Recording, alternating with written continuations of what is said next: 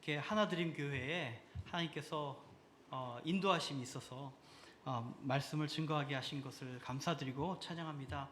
오늘 일부 예배에도 말씀을 전했지만 또 2부 예배에 오니까 또 다들 많이 꽉 채워서 앉아 계셔갖고 더 긴장이 되기도 하는데 뭐 부족한 사람이 전하니까 그냥 은혜로 봐주시기 바랍니다. 목사님께서 저희 설명을 잠깐 해주셨는데 저한테 조금만 제가 어떻게 선교사가 됐는지에 대해서 말씀을 좀 나눠달라고 부탁을 하셔서 제가 원래 저에 대해서 이렇게 자주 얘기하는 거 별로 안 좋아하는데 이렇게 짧게 말씀을 드리겠습니다. 그래서 제가 자주 받는 질문들 중심으로 그 말씀을 드리려고 하는데요. 첫 번째 많이 저에게 하시는 질문이 뭐냐면은 어떻게 의사인데 선교지에 나가셨냐고 이렇게 힘든 결단을 했다고 그렇게 물어보시는 분들이 있는데 오해입니다. 저는 이제 원래 선교사 되려고 의대에 들어갔어요. 고등학교 2학년 때 선교사가 되려고 결심을 하고 의료 선교사가 돼야겠다. 그래서 의대에 들어갔기 때문에 포기한 적이 없습니다. 이게 원래 제 꿈이에요. 예, 그래서 오해하지 마시기 바라고요. 또 많이 오해하시는 게 뭐냐면 이제 제 아내가 어떻게 의사 부인으로 한국에서 편하게 살 수 있을 텐데 어떻게 선교지에 나가게 됐느냐, 내지는 절 보고서 어떻게 아내를 설득했냐 이렇게 물어보시는 분들이 있는데 이 또한 오해십니다. 저분은 원래 사역자로 살려고 이렇게 헌신을 하셨던 분이에요. 그래서 제가 이미 선교사 되려고 헌신했다는 걸 알고 아마 선교사 되려고 안 그랬으면 저랑 결혼 안 했을 거예요. 그래서 저분도 제가 설득한 적도 없고 네, 원래 이제 선교사로 살기 위해서 훈련받고 저와 함께 하고 있다. 예, 그런 말씀을 드리고 싶고요. 말씀드린 것처럼 제가 고등학교 2학년 때 선교사가 되겠다고 헌신을 하고 의대에 갔으니 그리고 제가 실제로 선교사 되는 데까지 19년이 걸렸어요. 아까 목사님께서 얘기해 주셨지만 제가 지금 19년 차거든요. 그러니까 준비하는데 19년 걸렸고요. 지금 선교지에서 19년을 보냈으니까 지금 어떻게 보면 딱 반환점을 돌았죠. 예, 훈련받은 만큼 지금 사역을 하고 있는데 대단하다. 어떻게 19년 동안 고등학교 때 비전을 저렇게 지킬 수 있을까라고 저를 대단하게 보시는 분들이 있는데 이 또한 오해입니다. 네, 제가 중간에 레지던트 생활을 할때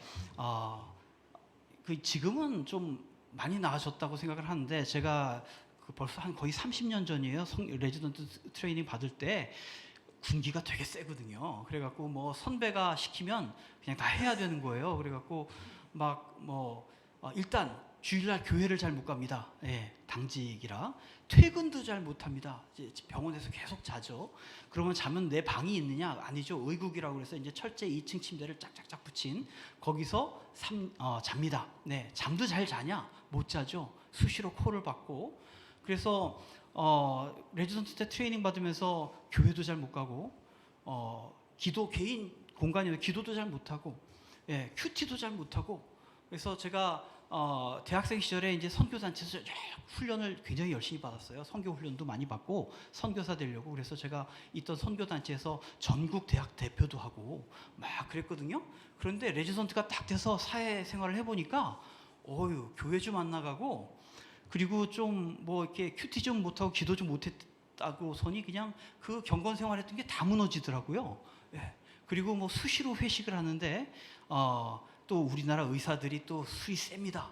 그래서 불러갖고 술을 막 먹이는데 또 술도 이렇게 홀짝홀짝 먹고 그러다 보니까 전 몰랐는데 제가 또 술을 좋아하더라고요. 나중에는 그래가지고서 나중에는 이제 억지로 선배가 먹이는 게 아니고 연차가 좀 올라가니까 일 끝나면 술 한잔 생각나고 그래서 이렇게 일 끝나고 병원 나가서 앞에 있는 그런 음식점에서 술도 한잔하고 후배도 불러내갖고 내가 먹이고 막 이런 생활들을 쭉 살다 보니까 나 스스로 보니까 나는 크리스찬이에요. 나는 아직도 예수님을 믿어요. 근데 나 말고 다른 사람들이 날 보고서 내가 크리스찬이었다고 그러면 깜짝 놀랄 것 같더라고요. 보니까 그래서 내가 크리스찬인가? 이런 생각들이 드는데 거기서 그치지 않고 굉장히 많은 일들이 이렇게 저와 관련해서 저도 저 자신을 보고 놀라는 그런 것들을 보면서 소위 인간 최저형의 민낯을 레지던트 시절에 이렇게 쭉 보게 됐습니다. 봤더니 제가 되게 나쁜 사람이더라고요.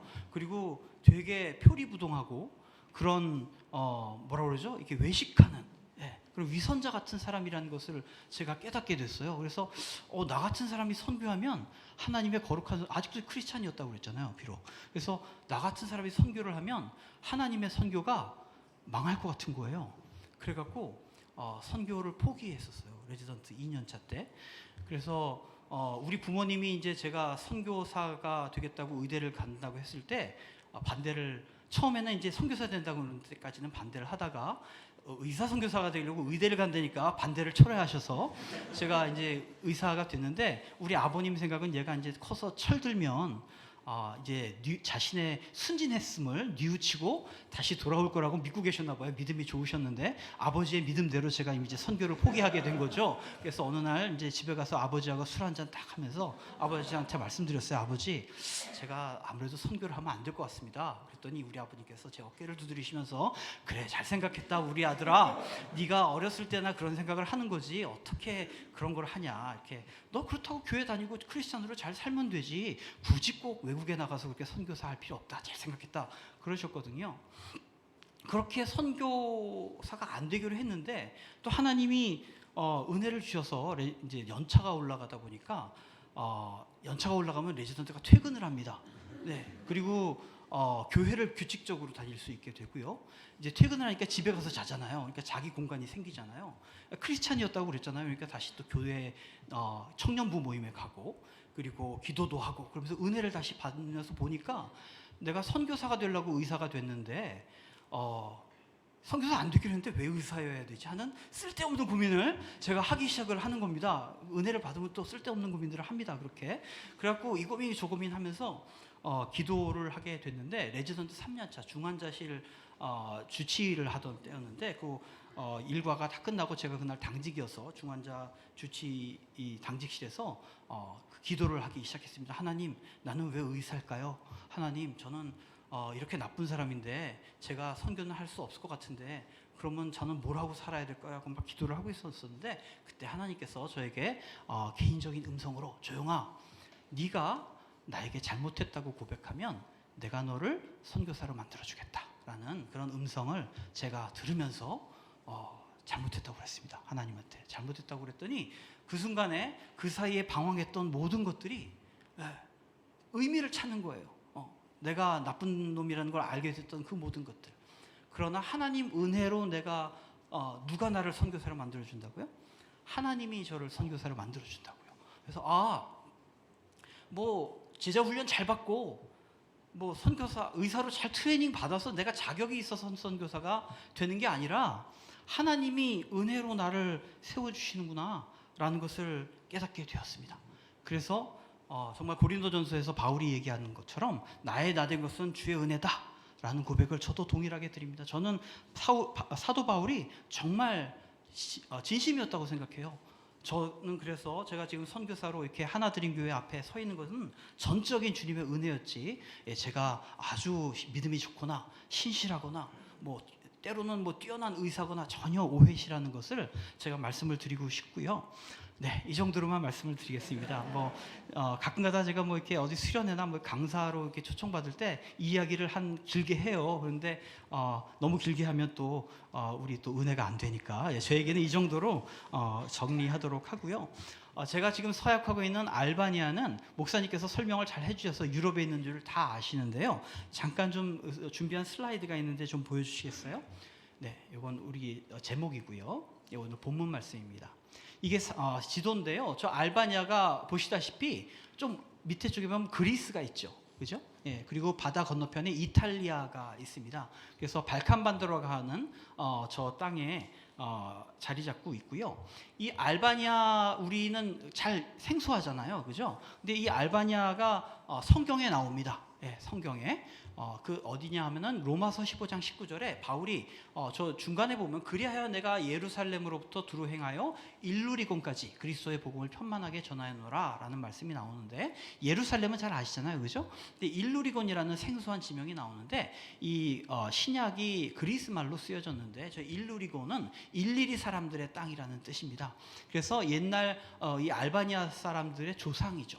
그 사람들이 일리리 사람이라고 불렀어요. 일리리, 이탈리. 좀 비슷하잖아요, 느낌이. 그죠? 그래서 그리스와 이탈리아 사이에 끼어 있던 민족이었습니다.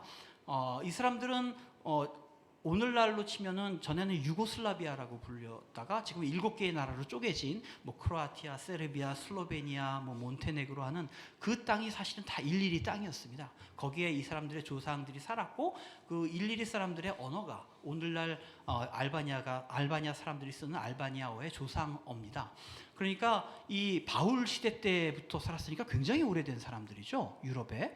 예, 그리고 BC 2000년까지 거슬러 올라갈 정도로 굉장히 오랫동안 알바니아에 살던 사람들인데, 유럽에 살던 사람들인데, 이 슬라브 민족이 유럽으로 들어오게 되면서 슬라브 민족에 밀려서 남쪽으로 내려와서 지금의 발칸반도 지역에 자리를 잡고 살게 됐는데요. 그렇게 오래된 민족이고 그렇기 때문에 지금 국가로서의 알바니아보다 국가 바깥, 알바니아 바깥에 사는 알바니아 사람들이 굉장히 많습니다. 이 지도를 보시면 가운데 알바니아 지도가 있고요. 오른쪽 위에 보면 코소보라고 하는 나라가 있죠. 혹시 코소보 사태라는 말 들어보신 적이 있으신지 모르겠는데 1999년에 세르비아 사람들이 이 코소보 사람들을 인정 청소한다고 할아버지부터 아기까지 다 죽이는 그런 사건이 벌어졌었습니다. 그 사건에 죽임을 당했던 코소보 사람들이 알바니아 사람들과 동일한 민족입니다. 같은 언어를 쓰고요. 같은 민족이에요. 이 코소보 사람들뿐만이 아니라 북마케도니아의 서쪽 지역, 그리고 그리스 북쪽, 몬테네그로의 남쪽 지역까지 폭넓게 알바니아 사람들이 살고 있었습니다. 이렇게 보시듯이 이 알바니아 사람들은 처음 복음을 전한 사람이 누구라고요? 바울. 그러니까 우리보다 몇 년 선배입니까? 거의 1800~900년 선배입니다. 새카만 후배들입니다, 우리가. 근데 제가 선교를 하겠다고 여기 가 있잖아요. 어떻게 보면 굉장히 말이 안 되는 것 같은데, 이렇게 초대교회가 융성했고 강력한 교회가 있었던 알바니아가 지금은 저렇게 무슬림들이 압도적인 다수를 차지하는 나라가 되어 있습니다. 이거는 티라나라고 하는 알바니아 수도의 중앙광장에 바이람이라는 절기 때 무슬림들이 모여서 기도하는 모습인데요. 알바니아가 언제 이렇게 무슬림화 됐느냐? 오스만 터키, 오늘날의 튀르키예라고 부르죠. 이 오스만 터키가 동부 유럽을 굉장히 많은 땅을 지배했었는데, 이 오스만 투르크에 의해서 약 거의 500년 가까이 식민 지배를 받습니다. 그래서 이 시기에 다 무슬림으로 대부분 개종을 하게 됐고요. 지금 현재는 알바니아 기준으로는 약 70%의 무슬림이 있고요. 그리고 아까 말씀드렸던 코소보는 거의 95% 정도가 무슬림이고요. 북마케도니아 지역에 사는 알바니아계 사람들은 거의 100% 가까이 무슬림입니다. 그래서 알바니아 민족 전체를 치면 90% 이상이 무슬림이라서 유럽의 가장 대표적인 무슬림 민족이 바로 이 알바니아 민족입니다. 무슬림일 뿐만이 아니라 제가 처음에 갔던 시대 때만 해도 이 공산주의 국가였거든요. 그 중에서도 굉장히 극단적인 공산주의 국가였어서 처음에 91년에 민주화되던 그 당시만 해더라도 굶어 죽는 사람들이 있을 정도로 유럽에서 가장 가난한 나라였습니다. 지금은 꼴등은 아닙니다.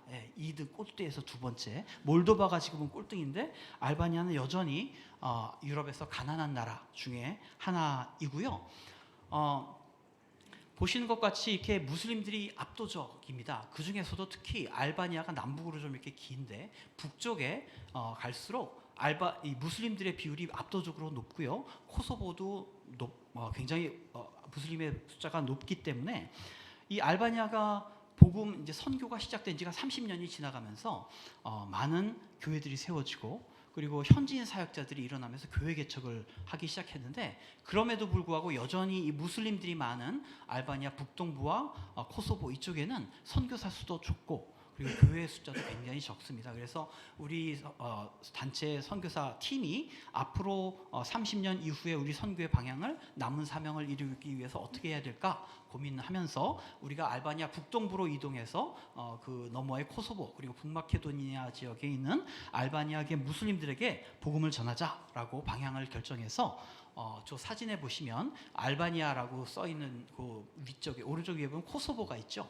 코소보 아래 보면 테토보라고 한국말로 써 있는 글씨가 있는데, 그 위에 좀 보면 쿠커스라고 하는 영어로 써 있는 도시가 있습니다. 저 쿠커스가 코소보로부터 약 15분 정도 차로 굉장히 국경에 가까운 도시입니다. 그래서 저쪽에 우리 팀 동료 선교사님이 2018년에 개척을 하러 가셨고, 그 이후로 저도 21년부터 저쪽 도시로 가서 그 선교사님은 교회를 섬기면서 주말에 쿠커스에 있고 주중에 티라나로 오시고, 우리는 주중에 쿠커스에 있다가 주말에 티라나로 와서 섬기는 그런 동역들을 지금 하고 있습니다. 그래서 저 사진을 보시면 이제 오른쪽 아래에 이제 샬롬 클리닉, 제가 일하고 있는 티라나에 있는 클리닉에서 진료하는 모습이고요.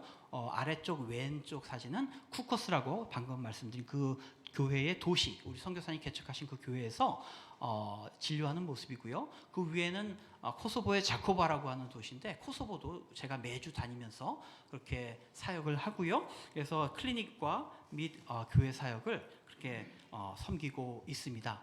예, 저와 저의 알바니아 사역지에 대한 소개는 이 정도로 말씀을 드리고요.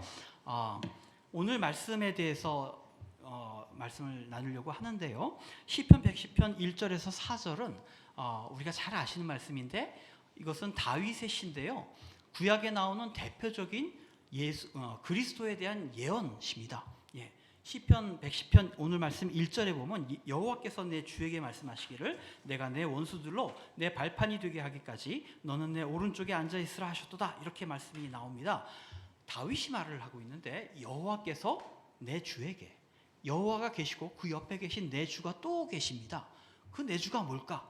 유대인들은 그것이 바로 장차 오실 그리스도고, 다윗이 이 그리스도에 대해서 예언하고 있는 거다, 그렇게 믿어 왔는데요. 사실 마태복음 22장 42절에서 46절을 보면 예수님 본인이 이 시편 110편 1절을 인용을 하세요. 뭐라고 하시냐면, 너희는 그리스도에 대하여 어떻게 생각하느냐? 네 자손이냐? 대답하되 다윗의 자손이니이다. 가라사대 그러면 다윗이 성령에 감동하여 어찌 그리스도를 주라 칭하여 말하되 주께서 내 주께 이르시되 내가 내 원수를 내 발 아래 둘 때까지 내 우편에 앉았으라 하셨도다 하였느냐?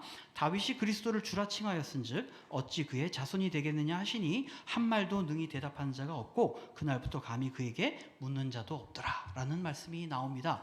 예수님 스스로가 이 말씀이 바로 그리스도에 대한 예언이라고 말씀하셨는데요.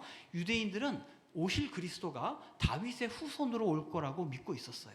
그런데 오늘 시편 110편에는 다윗이 내 주, 그리스도를 내 주라고 부릅니다.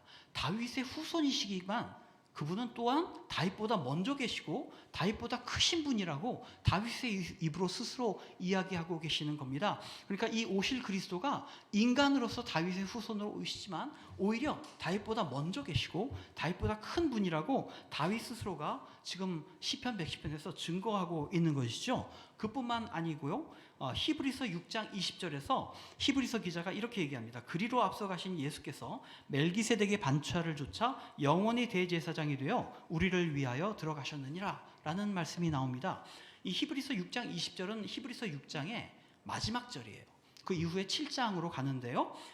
이 6장 20절에 멜기세덱이라는 이름이 나오는데, 예수께서 멜기세덱의 반차를 조차 영원히 대제사장이 되신다라는 이 말씀, 우리 오늘 읽었죠? 110편 4절에 나오는 말씀입니다. 그리고 히브리서 7장은 아예 7장 전체가 통째로 멜기세덱에 대한 이야기입니다. 왜 이렇게 히브리서 기자가 멜기세덱에 대한 이야기를 길게 하느냐? 바로 오늘 우리가 읽은 본문 말씀 시편 110편 4절에 장차 오실 그리스도가 멜기세덱의 반차 서열을 따라서 영원한 대제사장이 되실 거라고 그렇게 예언됐기 때문에 예수 그리스도가 바로 그 예언을 성취하신 분이라고 이야기하기 위해서 히브리서 기자가 그렇게 이야기하고 있는 겁니다. 말인즉슨 그렇다면 오늘 시편 110편은 누구에 대한 말씀이라는 거예요? 예수 그리스도에 대한 말씀입니다. 시편 110편 전체가. 그래서 시편 110편은 구약에 있는 다윗이 예언한 대표적인 그리스도에 대한 예언인데요. 오늘 설교 본문의 제목으로 잡은 내용이 시편 110편 3절에 나옵니다. 주의 권능의 날에 주의 백성이 거룩한 옷을 입고 즐거이 헌신하니 새벽 이슬 같은 주의 청년들이 주께 나오는도다. 아멘. 주의 권능의 날, 권능의 날, 주가 누굽니까? 예수 그리스도시죠. 권능의 날은 뭡니까? 예수 그리스도가 다스리시는 날입니다. 네. 이 권능의 날이 왔습니까? 안 왔습니까? 그 뒤에 이어지는 말씀이 주의 백성이, 누가 주의 백성입니까? 주님께 다스림을 받는 사람들이죠. 네. 누굽니까? 우리들입니다. 네. 그렇기 때문에 주의 권능의 날은 이미 우리들 가운데 임했습니다. 우리가 주 예수 그리스도가 나를 다스리신다고 고백하고 그분의 다스리심을 인정하는 순간 우리는 그분의 백성이 되고 그분의 다스림을 받는 주님의 백성이 되는 것입니다. 거룩한 옷을 입고 즐거이 헌신하니 새벽 이슬 같은 주의 청년들이 주께 나오는도다. 우리의 마음을 설레이게 하는 단어가 나옵니다. 청년. 네. 여기 청년들이 얼마나 계시는지 모르겠습니다. 저도 청년이라고 하면 진짜 청년들이 뭐라고 그럴 나이가 됐죠. 벌써 50대 중반이니까. 그런데 중요한 것은 우리도 청년의 때를 다 지났지 않습니까? 우리가 왜 여기서 주의 다스림을 인정하면서 예배를 드리고 있습니까? 우리가 청년의 때가 되었든 아니면 우리 인생의 어떤 시점이 되었든 하나님께서 우리를 사랑하셔서 우리에게 은혜를 주셨기 때문입니다. 우리로 하여금 예수 그리스도의 은혜를 알게 하셨고 우리를 주님의 백성으로 불러주셨어요. 우리가 그 청년의 날에 주님께 즐거이 헌신하기로 결심하고 주님께 나와서 지금도 나이가 들었지만 비록 여기 이 자리에 앉아서 주님을 예배하고 있는 겁니다. 나이는 중요한 게 아닌 것 같습니다. 주님이 은혜를 주셔서 부르시는 그 사람은 거룩한 옷을 입고 즐거이 헌신하는 주님의 청년이라고 저는 믿습니다. 그렇기 때문에 우리는 지금 이 자리에서 과거 나의 청년의 시절이 아니라 지금 이 자리에서 우리를 부르시고 우리에게 은혜 주시는 하나님의 그 음성을 들어야 되고요. 그렇게 주의 청년으로 다시 헌신해야 된다고 생각합니다. 제가 준비한 슬라이드에는 이 시편 110편 3편 밑에 영어 같은 그런 말이 이렇게 나오는데 지금 저건데요. 저게 영어가 아니고 알바니아 말입니다. 제가 읽어드리자면 Populit dort afroed vulnetarisht ditene pushtetit 넌 마더시디네 쉰터리스 응가 쥐리 아기밋 디도트 캐시 베선 에리니스 사테. 저기서 베선 에리니스 사테라는 말이 나오는데 저건 목적격이기 때문에 저렇게 바뀐 건데 베사 에리니스 새벽 이슬 같은 청년이라는 뜻입니다. 네. 우리의 청년 시절 아니면 지금 우리에게 은혜를 주셨던 그 하나님께서 동일하게 알바니아에도 은혜를 주고 계십니다. 그곳에 주님께서 리더로 헌신하고 그리고 주님을 위해서 살겠노라고 우리가 나누는 그 비전을 위해서 헌신하려고 하는 그런 젊은이들이 있습니다. 네, 바로 이 친구들인데요. 네, 우리가 여기 선교사인데 여름에 여기 와 있잖아요. 우리가 없는 동안 저 친구들이 여름 성경학교 하고요. 청소년 캠프 하고요. 예배 드리고 오늘은 야유 예배 가는 날이라고 거기 가 있어요. 1박 2일 자기 돈 다 들여서. 네. 그렇게 헌신하고 있고요. 그리고 제가 아까 말씀드린 것처럼 알바니아 북부와 그리고 코소보와 북마케도니아에 흩어져 있는 무슬림들에게 복음을 전하자라는 비전을 제가 나누고 이것을 위해서 우리가 베사에리니스 새벽 이슬 같은 청년들로 헌신하자 그렇게 얘기했더니 막 은혜를 받아갖고 자기들이 그렇게 헌신하면서 그렇게 은혜를 받고 뜨겁게 기도하면서 자기 스스로 우리들은 베사에리니스라고 그렇게 부르면서 그렇게 헌신하고 있는 그 귀한 친구들이 있습니다. 하나님께서 이런 열매들을 주신 것에 너무 감사드리고요. 이 친구들에 대한 이야기가 너무 감동적인 것들이 많은데 다 나누기 힘들어서 이들 중에 딱 두 사람의 이야기만 오늘 제가 나누려고 합니다. 첫 번째 사람이 얼마 전에 6월 6일 날 우리 교회에서 8명의 형제자매들이 세례를 받았는데 첫 번째 사람이 이 중에 한 명인 이 자매입니다. 이름은 앤드리나라고 하는데요. 이 앤드리나에 대해서 말씀을 드리자면 이 남편인 엘톤에 대해서 이야기를 해야 됩니다. 네, 엘톤 왼쪽에 있는 형제가 엘톤인데 나이가 좀 들어 보이지만 저렴해도 32살입니다. 네, 이 엘톤과 앤드리나 그 중에서 특히 이 엘톤은요. 이 사진 보시면 저 가운데 쪽에 짙은 녹색 상의를 입고 있는 앳된 소년이 보이십니까? 네, 제가 엘톤입니다. 저 때가 2003년이고요. 뒤에 파거심이라고 써있죠. 2003년도에 얘네가 세례를 받고 나서 기념사진을 찍은 겁니다. 저희가 지금은 가나안 교회와 북쪽 쿠커스에서 섬기고 있지만 먼저 처음에 왔을 때 샬롬 팀의 일원으로 샬롬 교회를 개척했고요. 이 친구들은 그 샬롬 팀의 열매들입니다. 이 엘톤은요 굉장히 성격이 차분하고 똑똑하고 말 한마디를 해도 너무 지혜로워서 더 나이 많은 사람들이 이 엘톤의 말을 주목해서 들을 정도로 굉장히 촉망받는 친구였습니다. 그래서 우리 샬롬팀 선교사님들이 이 친구를 리더로 키워야겠다 막 그러던 친구였거든요. 그러던 이 친구가 15살 이렇게 지나면서 사춘기가 왔습니다. 사춘기가 오면서 반항심이 가득해졌는데 그래서 이 친구가 읽은 책이 바로 다빈치 코드라고 하는 책입니다.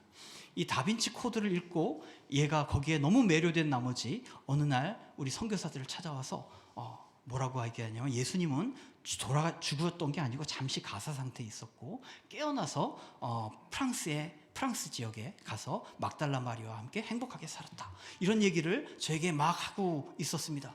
그래서 이 사춘기에 빠져서 이렇게 이런 엘톤을 우리가 어떻게든 좀 회유하고자 우리 선교사들이 이제 그 중에 주로 토론을 했던 사람이 저인데 막 회유하려고 했는데 이 사춘기에 빠진 엘톤이 우리의 말을 전혀 듣지 않고 결국은 친구들과 함께 교회를 떠나갔습니다. 2005년도에. 그러고선 올해 자기 아내랑 같이 떡 교회 온 겁니다. 우리가 얼마나 온몸에 소름이 돋았는지 모릅니다. 도대체 무슨 일이 있었던 걸까요? 자기 혼자 온 것도 아니고 자기 아내까지 데려와서 예수님을 믿겠노라고 그렇게 찾아온 겁니다. 그래서 무슨 일이 있었는지 물어봤더니 이 엘톤이 우리 교회를 그렇게 떠난 이후에 얼마 안 돼서 금방 마음에 공허함이 찾아오더랍니다. 그리고 이 공허함을 채울 분이 예수 그리스도밖에 없다는 걸 다시 깨달았대요. 그런데 자존심상 나랑 그렇게 말싸움을 하고 막 소리 지르고 그러고 떠났으니까 우리 교회는 자존심상 못 찾아오고 우리 교회 말고 딴 교회를 이렇게 찾아다니게 됐답니다. 그런데 딴 교회를 다녔지만 거기에 정착을 못하고 결국은 교회를 다니지 않게 된 거죠. 그러다가 앤드리나와 결혼을 하게 됐는데 이 앤드리나는 굉장히 논리적이고 이성적인 자매였습니다. 그래서 이 엘톤은 마음에 공허함이 있으니까 예수님을 믿자고 막 얘기를 하는데 씨알도 안 먹히더랍니다. 그래서 쓸데없는 소리 하냐고 막 그러고 있었는데 이 앤드리나가 시간이 지나서 이제 임신을 하게 됐습니다. 그래서 첫 아이를 이제 갖게 될 그런 꿈에 부풀어 있었는데 그만 안타깝게도 앤드리나가 유산을 하게 됩니다. 근데 이 앤드리나에게는 유산이 굉장히 큰 고통이었나 봐요. 그래갖고 유산 이후에 아주 극심한 공허감과 우울감을 극복하지 못해서 굉장히 고생을 했답니다. 그래서 그때 막 찾아다니면서 했던 게 뭐냐 하면은 소위 힌두이즘, 그리고 불교, 그리고 동양 철학, 명상 이런 것들을 막 심취해갖고 찾아다니면서 명상도 하고 요가도 하고 막 그랬답니다. 그런데 아무리 그렇게 명상을 해도 자기 마음속에 깊은 이 우울감과 공허함을 채울 수가 없더랍니다.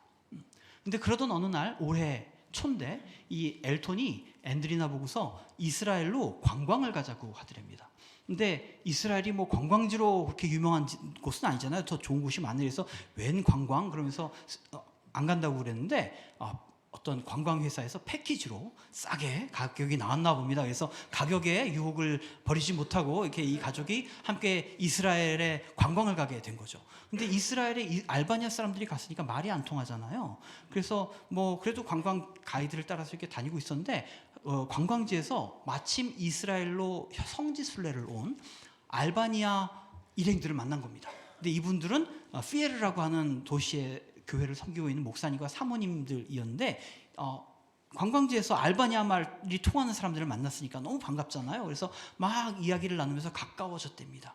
근데 많이 이야기를 하는 과정 속에서 이 목사님, 특히 사모님이 이 두 사람에게 대해서 마음속에 있는 공허함과 간절히 예수 그리스도를 찾고 있다는 사실들을 알게 되면서 이 사람들을 많이 권면을 하게 됐습니다. 엘톤에게는 예수님이 네가 돌아오기를 간절히 기다리고 계시다, 그런 얘기들로 격려를 했고, 그리고 이 앤드리나에게는 너의 마음에 있는 우울증과 공허함을 치유하실 분은 예수 그리스도밖에 없다라는 이야기들을 하면서 여러 말씀으로 권면을 했는데, 그때 이 앤드리나가 예수님을 영접하게 됐습니다.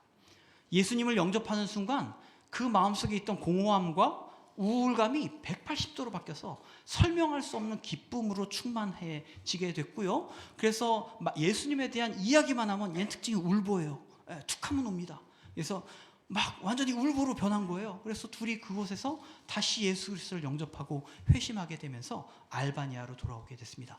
근데 이 피에르, 이 목사님 부부는 피에르라는 도시는 좀 멀어서 얘네들은 티라나 수도에 있었는데 이 엘톤이 우리를 찾기 시작한 겁니다. 찾다가 드디어 찾아갖고 어느 날 갑자기 우리 교회에 둘이서 아까처럼 똑 나타난 겁니다. 그래서 우리는 온몸이 이렇게 소름이 돋았지만 이야기가 들으면서 하는 것들을 생각하게 만들었습니다. 이 엘톤이 돌아오게 한 게 누가 한 겁니까? 제가 종종 이렇게 교회 가서 선교사들은 하는 일이 없고요. 우린 자리만 지키고 있으면 하나님이 일하시는 걸 봅니다. 이렇게 얘기를 하는데 안 믿습니다. 이 엘톤을 돌아오게 제가 그랬나요? 아니죠. 그럼 그 목사님과 사모님이 하셨나요?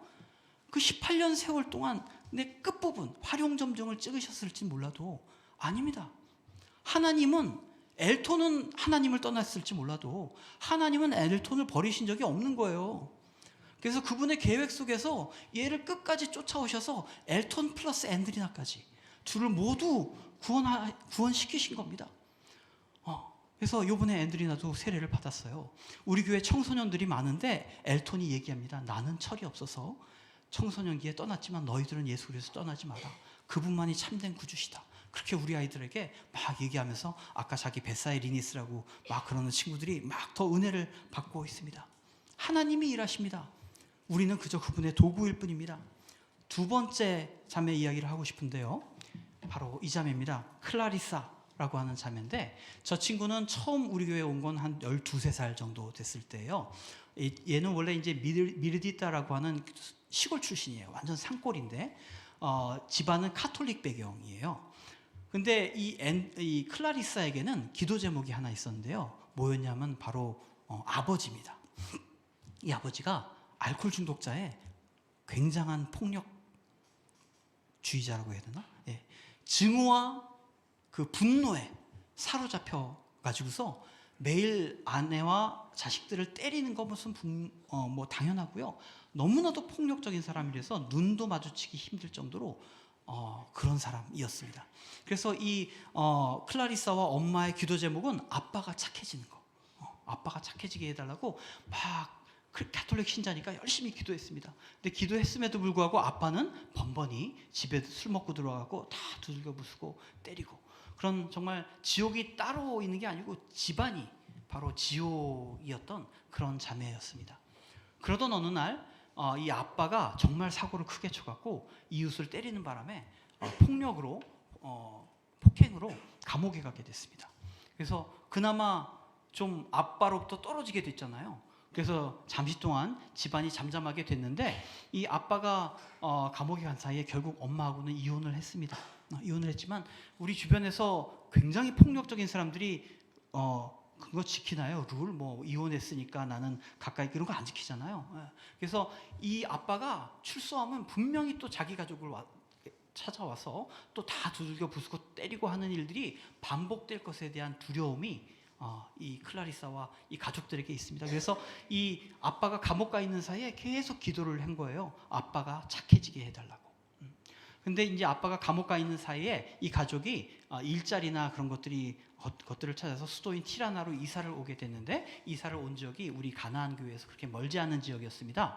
그래서 이 클라리사는 그림 그리고 이런 걸 되게 좋아했는데 그때 홍정희 선교사가 이제 가나안 교회에서 그림 활동 많이 했었어요. 그래서 그때 와갖고 막 그림 그리고 그러면서 홍정희 선교사랑 굉장히 친해지고 교회에 꾸준히 나오게 됐거든요. 그랬는데 우리나라에도 재소자 사역을 하는 단체들이 있잖아요. 이 알바니아에도 재소자 사역을 하는 단체가 있는데 그 단체가 이 클라리사의 아빠를 만나서 복음을 전하게 됐답니다. 그런데 이 아빠가 이 단체의 사람들에게 우리 아이들이 사회에 있으니까 얘네들을 좀 도와달라고 그렇게 부탁을 했답니다. 그래서 이 단체의 리더가 우리 교회에 연락을 해서 이 클라리사를 멘토링 해줄 수 있는 자매가 없느냐라고 부탁을 해서 우리 교회에 클라리사보다 나이가 좀 많은 대학생 자매를 연결시켜줘서 둘이 멘토링을 하면서 그 자매로부터 예수님에 대해서 많은 이야기를 들었는데 이 클라리사는 카톨릭이라고 그랬잖아요. 그래서 이 교회에 와서 성경에 대해서 배우고 예수님에 대해서 배우지만 자기가 예수님에 대해서 새롭게 뭘 배울 거는 없다고 생각했어요. 이미 다 알고 있다고 생각을 한 거예요. 그렇게 생각하면서 이렇게 모임을 계속 나오고 있었습니다. 그러다가 드디어 이 아빠가 출소를 하는 날이 가까워졌습니다. 그래서 이 가족들은 다시 과거의 지옥 같은 가정 생활이 떠오르면서 막 더 열심히 기도를 하기 시작한 거예요. 이렇게 막 기도를 하다가 드디어 아빠가 출소를 했거든요. 그래서 이 아빠를 만났어요. 만났는데 이 아빠가 그전과는 다르게 차분해져 있더랍니다. 막 눈에서 레이저가 나올 정도로 분노에 가득한 사람이었는데 그 눈빛이 차분하게 바뀌어 있더래요. 그래서 뭔가가 바뀌었다 이렇게 느끼고 있었는데 어느 날 클라리사가 아빠의 집을 찾아가서 책상 서랍을 열었는데 거기에 성경이 있더랍니다. 그래서 아빠, 이 성경이 뭐야? 이렇게 물어보니까 아빠가 성경을 다 이렇게 서랍에 집어넣고 닫으면서 이거는 아빠와 예수님 사이의 비밀이야. 그렇게 얘기를 하더랍니다. 그렇게 이야기하는 이 아빠의 얼굴을 보면서 아빠가 예수님을 영접했구나. 아빠에게 설명할 수 없었던 그동안 이 가정이 간절히 기도했던 아빠가 착해지게 해달라고 하는 그 기도, 이 아빠를 변화시키신 분이 바로 예수 그리스도시구나 라는 걸 알게 된 거예요. 그러면서 우리 아빠같이 증오와 분노에 사로잡힌 사람도 변화시키실 수 있다면 이 세상에 변화시킬 수 없는 사람, 예수님이 변화시킬 수 없는 사람은 아무도 없다라는 걸 깨닫게 된 거예요. 그러면서 이 클라리사가 인격적으로 예수 그리스도를 만나게 됩니다. 자, 이 클라리사와 아빠를 예수님께로 돌아오게 한 사람이 선교사인가요? 아니죠. 그 제소자 사역을 하는 그 단체인가요? 우리는 모두 다 주님의 도구들이에요. 주인은 하나님이시고요. 하나님이 일하시고 우리는 그 도구로 쓰임받을 뿐이고요. 그리고 우리는 그 결과를 추수할 따름입니다. 그렇게 예수님을 인격적으로 만나게 된 클라리사는 이거는 쿠커스 청소년 모임에 와서 간증하고 있는 모습인데요. 자기에게 일어난 일, 아빠에게 일어난 일에 대해서 간증을 하면서 얘가 하는 말은 우리 아빠 같은 사람도 예수님이 변화시키신다면 변화될 수 없는 사람은 아무도 없다라고 이야기를 하고 자기 스스로도 베사에리니스로서 무슬림들에게 복음을 전하는 그 비전을 함께 갖고 헌신하겠노라고 그렇게 하고 있습니다. 위의 사진은 그 쿠커스 교회에서 청소년 모임 이후에 찍은 거고요. 밑에는 우리가 와 있는 동안에 어린이 모임 캠프를 이 친구들이 하고 나서 찍은 사진입니다. 말씀을 정리하려고 합니다. 청년, 우리 다 청년 시절을 그리워하는 나이 드신 분들은 그런 감정, 그런 것들도 모두가 우리들에게 있잖아요. 그러나 저는 참된 청년은 육체의 나이가 젊은 것이 아니라 주 예수 그리스도의 다스림을 인정하고 그분께 거룩한 옷을 입고 즐거이 헌신하는 그 사람이 주님의 백성이라고 저는 믿습니다. 하나님께서는 그 사람을 새벽 이슬 같은 주의 청년으로 보시고 우리를 부르고 계십니다. 그리고 만일 우리가 청년이라면 지금 우리를 부르시는 주님의 그 부르심을 우리는 들어야 됩니다. 우리 하나드림 교회뿐만이 아니라 이와 같은 주님의 부르심이 은혜가 알바니아에도 임하고 있고요. 그리고 그곳에 자신의 삶을 새벽 이슬과 같이 헌신하는 그런 젊은이들이 나오고 있고요. 더 많이 나와야 됩니다. 그래서 그 사람들을 통하여서 우리가 알바니아 북부뿐만이 아니라 코소보와 북마케도니아 지역까지 흩어져 있는 수많은 알바니아계 무슬림들에게 우리가 복음을 전하는 그런 날을 알바니아에도 주시고 그리고 이곳 한국에서도 하나드림 교회를 중심으로 그와 같은 즐거이 헌신하게 하시는 주님의 성령의 임재가 있게 되기를 구합니다. 우리가 함께 찬양했으면 좋겠는데요.